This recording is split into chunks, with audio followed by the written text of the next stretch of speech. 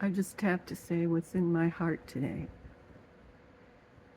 I've been watching the videos of Donald Trump and his staff or cabinet making all these claims about what they're going to do to homeless people, how they're going to jail people, and how they're going to do this and that.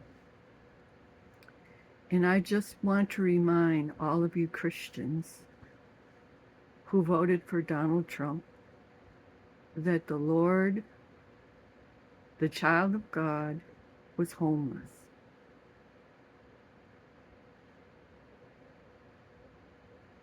And the Romans picked him up, well, and killed him.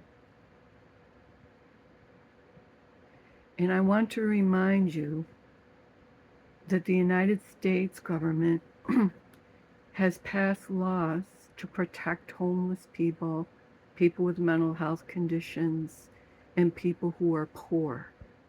In fact, Donald Trump was actually able to benefit financially from some of those laws in bankruptcy. Nobody hauled him off to prison for being poor or losing his businesses. So my point here today is to speak for a homeless person. This person works hard. They live in their car. And if the police and the U.S. government, through the U.S. Army, come to drag them away from living in their car, if they're not violating any other law, those people are not going to go quietly. At least some of them won't. And you will have to drag and beat and hit them just exactly like you did those other people who came here without a home in LA and everywhere else. You'll have to beat them. You'll have to incarcerate them with no trial, with no legal means, because you're evil. It's not about your political ideology. You're against God and you're evil for doing this. I worked with homeless people when I was very young. So I know kind of a bit about what it's like to be homeless. In fact, I've been homeless.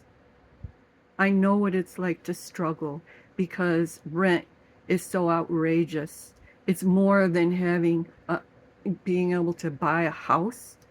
It's more than any kind of mortgage you could get. And people have to pay it, and they struggle. And they go bankrupt, and they live in their car just to keep employed. So this is what the United States has really devolved to.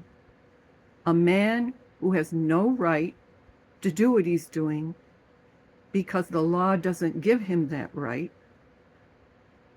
using the military to police U.S. civilians when he doesn't have the right to do that because it's not an emergency, doing anything he wants. As he says, he does what he wants. This is something that we're going through right now, and this is who this man is. And they're going to send these military out to beat and abuse people with police and anyone else they want. And so what I'm saying is I won't cooperate. And if you want to come and pick me up right now, I'll be homeless temporarily very soon. So I'll let you know when. So you can come and pick me up and beat me and kill me, because I'm not going. I don't have any weapons, and I've been a nonviolent activist against illegal surveillance on U.S. civilians for a long time.